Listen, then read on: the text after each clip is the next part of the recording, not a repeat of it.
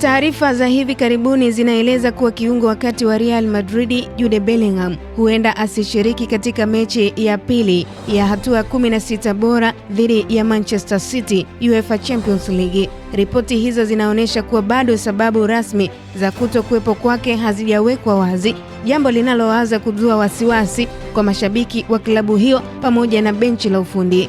Bellingham amekuwa miongoni mwa wachezaji muhimu katika kikosi cha Real Madrid tangu ajiunge na klabu hiyo, akionyesha uwezo mkubwa wa kudhibiti viungo, kutoa pasi za hatari na kusaidia mashambulizi kwa kasi.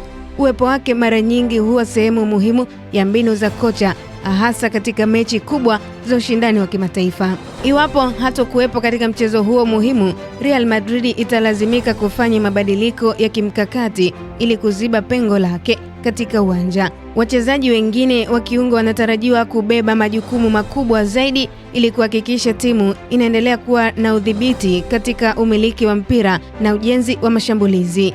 Kwa upande mwingine, hali hiyo inaweza kuwa faida kwa Manchester City, kwani ushawishi wa Real Madrid katikati ya uwanja unaweza kupungua bila Bellingham. Mechi hiyo ya mrudiano ya UEFA Champions League inatarajiwa kuwa na ushindani mkubwa, huku mashabiki wakisubiri kuona ni mbinu gani zitakazotumika na timu zote mbili katika kutafuta nafasi ya kufikia fainali.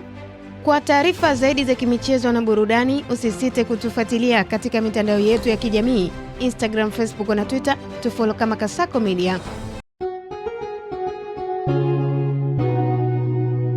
Kasako Media, tunaangazia maisha, tunaandika kesho.